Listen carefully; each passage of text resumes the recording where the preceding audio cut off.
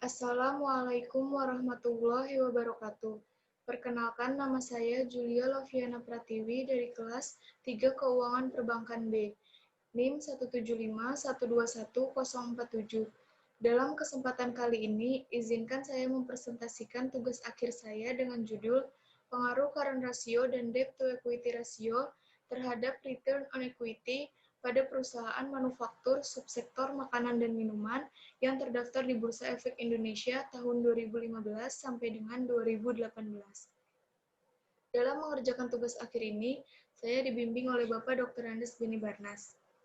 Yang pertama, latar belakang. Setiap perusahaan dalam mendirikan usahanya tentu memiliki tujuan yang ingin dicapai. Salah satu tujuan utamanya yaitu menghasilkan keuntungan bagi kelangsungan hidup serta masa depan perusahaan agar memiliki kinerja perusahaan yang baik. Alat ukur yang digunakan untuk mengukur kemampuan perusahaan dalam menghasilkan keuntungan yaitu menggunakan return on equity. Penurunan return on equity akan menimbulkan dampak buruk bagi kinerja perusahaan dikarenakan perusahaan makanan dan minuman berperan penting bagi perekonomian nasional karena subsektor ini menjadi kebutuhan primer bagi masyarakat. Dilihat dari grafik di layar, perubahan nilai ROE setiap tahunnya, yaitu tahun 2015 ROE sebesar 22%, dan tahun 2016 ROE mengalami kenaikan menjadi sebesar 29%, dan pada tahun 2017 hingga 2018 ROE mengalami penurunan. Perubahan nilai ROE dapat dipengaruhi oleh beberapa faktor. Salah satunya adalah current ratio dan debt to equity ratio. Current ratio merupakan salah satu alat indikator dari rasio likuiditas yang mengukur seberapa mampu perusahaan dalam memenuhi kewajiban jangka pendeknya menggunakan aset lancar yang dimilikinya. Apabila nilai CR-nya tinggi, maka mengidentifikasikan bahwa perusahaan tersebut mampu memenuhi kewajiban jangka pendeknya menggunakan aset lancar yang dimiliki. Tetapi CR yang terlalu tinggi menunjukkan bahwa perusahaan tersebut kurang mampu menggunakan aset lancar yang dimilikinya, sehingga banyaknya dana yang menganggur yang mengakibatkan mengurangi keuntungan bagi perusahaan tersebut. Dari data yang diperoleh, dilihat terjadi fenomena di mana ROE pada setiap tahunnya selalu tidak stabil dengan peningkatan dan penurunan yang terjadi. Sedangkan CR selalu naik setiap tahunnya, sehingga harus dilakukan penelitian apakah CR berpengaruh terhadap ROE atau tidak. Lalu faktor selanjutnya adalah debt to equity ratio. DER merupakan salah satu alat indikator dari rasio leverage, yaitu rasio yang mengukur seberapa mampu perusahaan dalam memenuhi kewajibannya menggunakan modal yang dimilikinya. Semakin tinggi nilai DER, maka mengidentifikasikan bahwa perusahaan tersebut lemah dalam memenuhi kewajiban menggunakan modal yang dimilikinya. Tetapi DER yang tinggi belum tentu menunjukkan bahwa perusahaan tersebut tidak baik, karena bisa saja perusahaan tersebut menggunakan utangnya secara efektif serta efisien, sehingga menghasilkan keuntungan bagi perusahaan tersebut. Berdasarkan data di layar, adanya fenomena di mana DER setiap tahunnya mengalami penurunan, sedangkan ROE tidak stabil nilainya, sehingga perlu dilakukan penelitian apakah DER berpengaruh terhadap ROE atau tidak. Dari latar belakang yang telah dipaparkan, dibuat rumusan masalah sebagai berikut.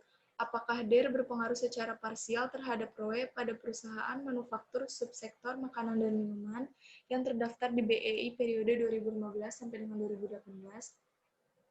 Lalu yang kedua, apakah CR berpengaruh terhadap ROE pada perusahaan manufaktur subsektor makanan dan minuman yang terdaftar di BEI periode 2015 sampai dengan 2018?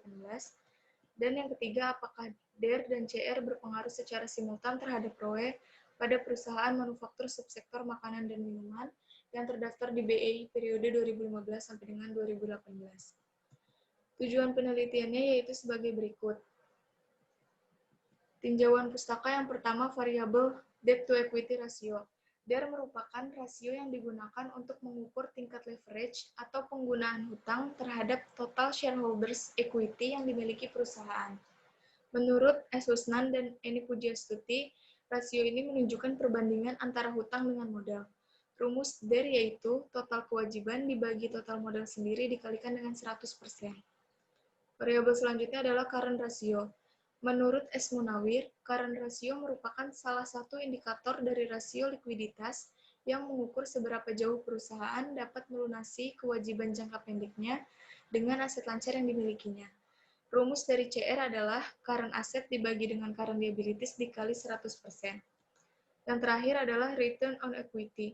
ROE merupakan salah satu indikator dari rasio profitabilitas yang mengukur kemampuan perusahaan dalam menghasilkan laba atau keuntungan dari investasi pemegang saham pada perusahaan tersebut. Rumus ROE adalah laba bersih setelah pajak dibagi total modal sendiri dikali 100%. Dari tinjauan pustaka yang telah disampaikan, maka dibuat kerangka pemikiran sebagai berikut.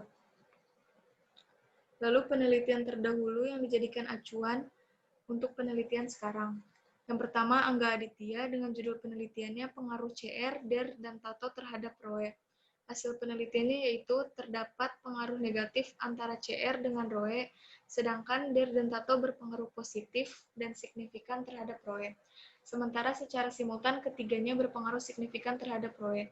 Yang kedua ada dari Hantono dengan judul penelitiannya Pengaruh CR dan DER terhadap profitabilitas atau ROE.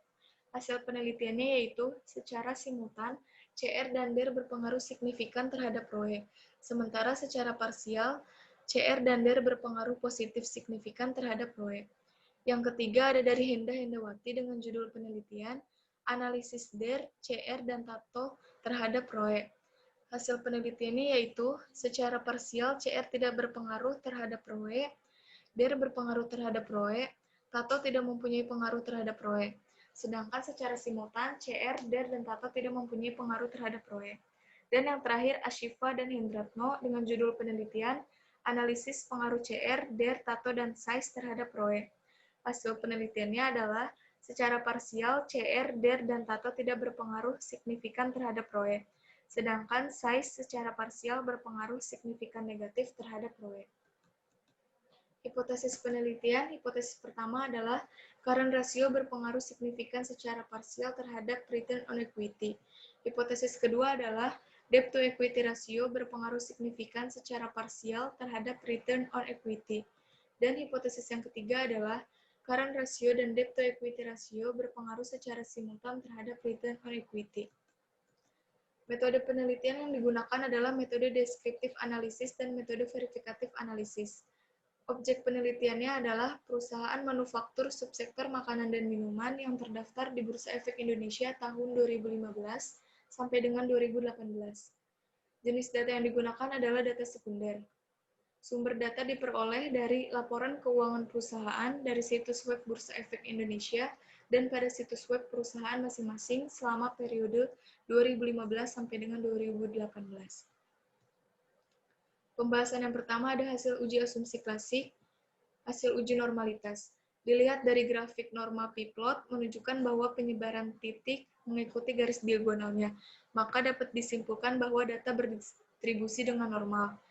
Lalu uji normalitas yang kedua digunakan one sample Kolmogorov-Smirnov test. Apabila nilai signifikasinya lebih dari 0,05, maka dapat diartikan bahwa data berdistribusi dengan normal. Dilihat dari tabel, nilai signifikasi sebesar 0,2, artinya lebih dari 0,05, di mana berarti data berdistribusi dengan normal. Lalu yang kedua ada hasil uji multikolinearitas. Uji multikolinearitas dilihat dari nilai toleransi dan nilai VIF-nya.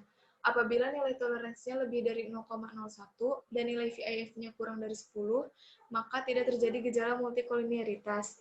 Dilihat variabel DER dan CR memiliki nilai toleransi sebesar 0,426, artinya lebih dari 0,01 dan nilai VIF-nya sebesar 2,347 kurang dari 10, artinya tidak terjadi gejala multikolinearitas. Lalu yang ketiga, hasil uji heteroskedastisitas. Dilihat pada gambar scatter plot, penyebaran titik menyebar secara merata di atas angka 0 dan di bawah angka 0, serta tidak menimbulkan suatu pola tertentu, maka dapat disimpulkan tidak terjadi gejala heteroskedastisitas. Yang keempat, hasil uji autokorelasi dilihat dari nilai Darwin-Watson-nya, yaitu sebesar 1,984, dan ditentukan batas atas dan batas bawahnya. Dapat disimpulkan bahwa nilai 1,984 memenuhi kriteria yang pertama, yaitu tidak terjadi autokorelasi. Lalu hasil analisis regresi berganda.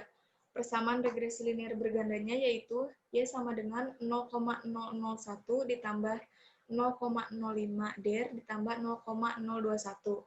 Nilai konstanta pada persamaan regresi di layar menunjukkan nilai positif sebesar 0,001, yang mempunyai arti bahwa apabila semua variabel independen, yaitu der dan CR bernilai 0 atau konstan, maka nilai ROE akan meningkat sebesar 0,001. Dan untuk variabel der menunjukkan nilai positif sebesar 0,05, yang berarti bahwa apabila der meningkat sebesar 1%, maka nilai ROE akan meningkat sebesar 0,05 atau 5%. Dan yang terakhir, variabel CR menunjukkan nilai positif sebesar 0,021, yang berarti bahwa apabila CR meningkat sebesar 1%, maka nilai ROE akan meningkat sebesar 0,021 atau 2,1%. Lalu yang kedua ada hasil uji T atau uji secara parsial.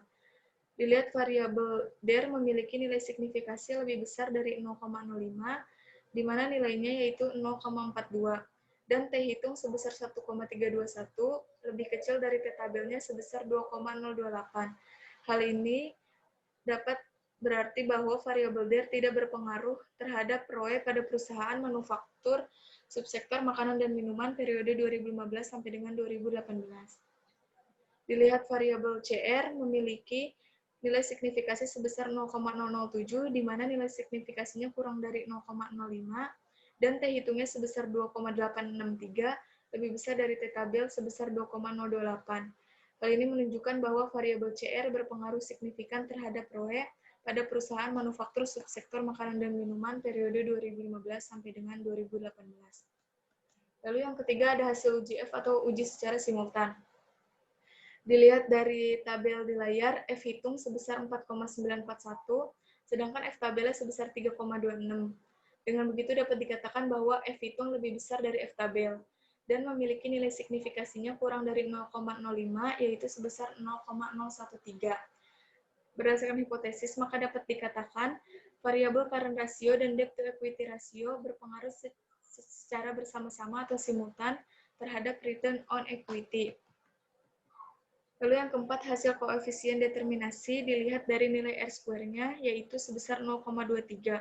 Artinya, variabel independennya, yaitu CR dan DER, mempengaruhi variabel dependennya sebesar 23%, dan sisanya sebesar 77% dipengaruhi oleh variabel lain. Simpulan yang dapat ditarik adalah, secara parsial, variabel CR berpengaruh terhadap variabel ROE, dan variabel DER tidak berpengaruh terhadap ROE. Dan yang kedua, secara simultan, variabel CR dan DER berpengaruh secara bersama-sama terhadap variabel ROE. Saran bagi perusahaan yaitu untuk menggunakan hutang perusahaan secara efektif serta efisien agar dapat menghasilkan keuntungan bagi perusahaan. Dan untuk meminimalisir dana yang menganggur pada perusahaan agar dapat menghasilkan keuntungan bagi perusahaan juga. Dan saran untuk peneliti selanjutnya adalah menjadikan penelitian ini sebagai acuan untuk melakukan penelitian lebih baik lagi. Sekian, terima kasih. Saya ucapkan, kurang lebihnya mohon maaf. Wabillahi taufiq wal hidayah. Wassalamualaikum warahmatullahi wabarakatuh.